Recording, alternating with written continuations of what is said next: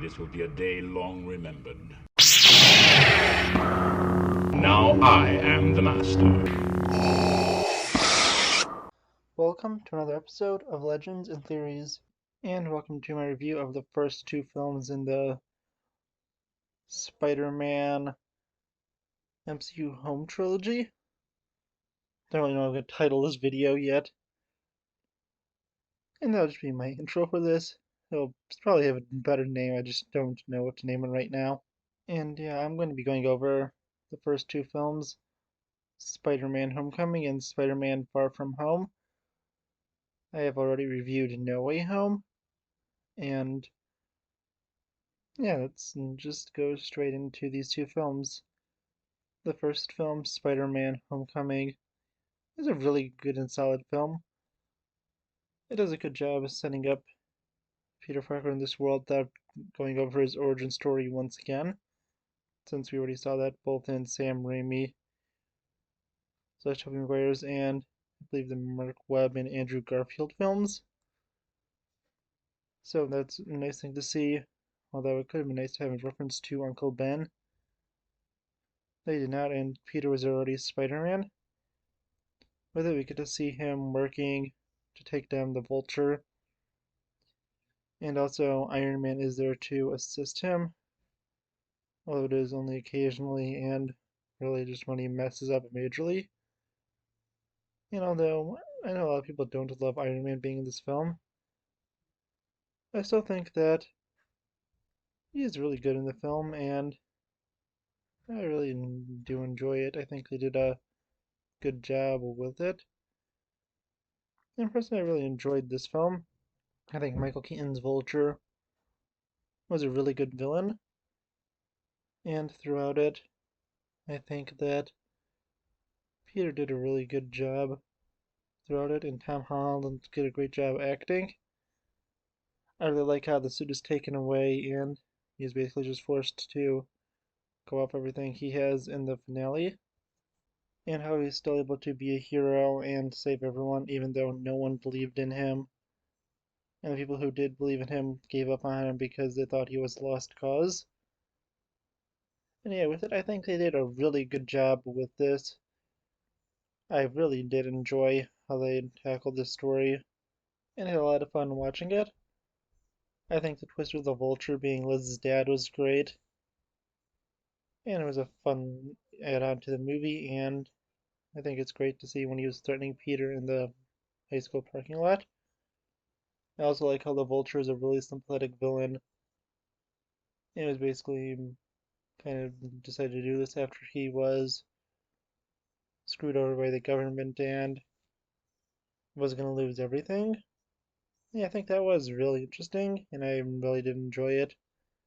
The final fight was done really well with Peter going and saving the Vulture and putting him in debt to him, even though Vulture does know who he is.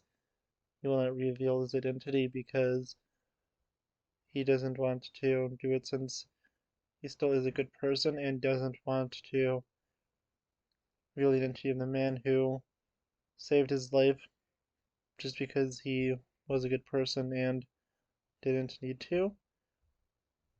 And yeah, I really enjoyed that. Homecoming is a great film and a great start off to the trilogy. And then moving on to Far From Home, which is the epilogue to the Infinity Saga. And with this, I really did enjoy this film. I definitely love Mysterio as a villain. And although the twist was extremely obvious, I still think it was well done.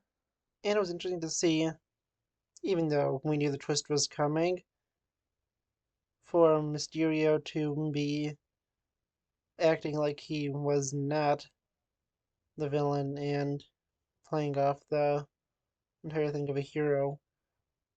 I really do love this film. I think they did a great job with it. And the elemental stuff, I think it was done well, and it made sense for Mysterio because he needed some big level threat for him to fight and for him to be a complete fraud, although I'm not sure how he was going to handle with a real threat that isn't being controlled by him, since I'm guessing that if Thanos showed up, or someone, on his level, his army of drones creating illusions would really do nothing against them. So I think he just wanted the fame and just kind of the quick and easy way to it. When he could have developed really everything and had become a hero and not faked at all. He could have just went with this technology, himself known as the Master of Illusion, and used all of this to go and become a hero. He didn't and wanted to go the easy way, and that's why he becomes a villain. I think it really is great, and with this, I do like that we get to see Peter's relationships become a little more strong. We get some great stuff with Ned and a lot more development of their version of MJ. Yeah, I think that was really cool to see. And of course, the ending twist where his identity is revealed is a great setup just to go and see everything with No Way Home and set up such a great film. And I really like how they built up to it. With the fact that Nick Fury, or more accurately, Talos, was in this film, I think it is interesting, and I'm assuming Mysterio would not have been able to go and get as far if the real Fury was in the film, besides in that final scene, since Fury would have probably seen through it, or at least been a lot more suspicious of Mysterio, and had some type of contingency just in case. Yeah, with that, I think that that is really the one kind of problem with it, that this plan would have failed if the real Fury was there, and he just basically got lucky and didn't even know that there was an alien pretending to be Nick Fury. Yeah, I also like how this is just supposed to be a epilogue to the Infinity Saga, and specifically it shows how Iron Man's death has affected everyone, with Peter being close to him and everyone wanting to know if Spider-Man will become the new Iron Man, which is, a little joke that's in the fan base, and Peter doesn't want to be. He wants to just be the friendly neighborhood Spider-Man, which is also something I love about him discovering in the first film, because we know that if you were given superpowers in this world, you would want to be in the big leagues immediately and want to become super famous Avenger, but not everyone should be. And Peter basically realizes that, and I really love that.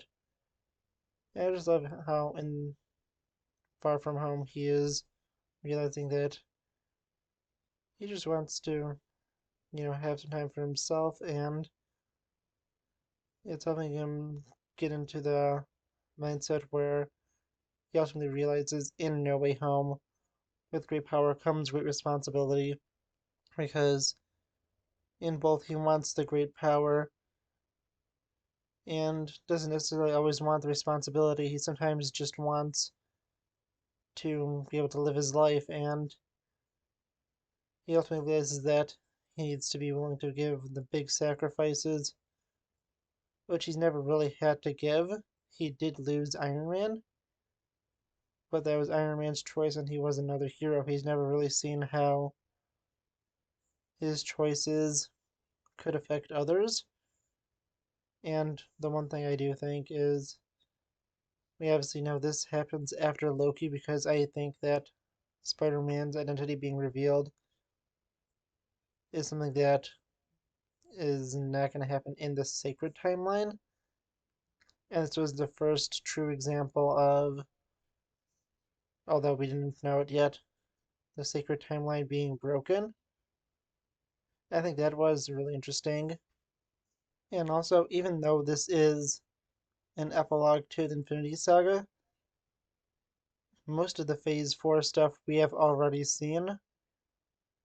Besides, I believe, just Moon Knight, Multiverse of Madness, and obviously No Way Home takes place before this. And that is, I mean, it is kind of weird because when I was doing my MCU rewatch, when I was getting towards No Way Home, I was like, oh wait, I forgot that I haven't seen Far From Home yet because I went and watched a bunch of the Phase 4 films, like Shang-Chi, Eternals, and most of the Disney Plus shows.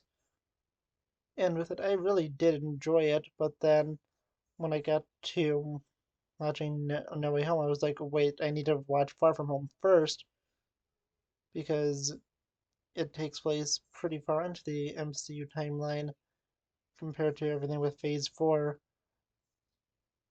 And after watching all that, I was still really enjoyed this. I really had a great time. It's just so odd that there's so much in Phase 4 that is set before it, since this is set nearly a year after Endgame, and most of those are set in the weeks or months following it. Yeah, I think that was really interesting. I really did enjoy all of that, and I think they did such a great job. But I want to know what you think. Let me know in the comments, and I'll see you on the next episode of Legends and Theories. Thank you for watching this episode of Legends and Theories. Please subscribe, like the video, share the video, leave a comment, check out the video on screen, and may the Force be with you.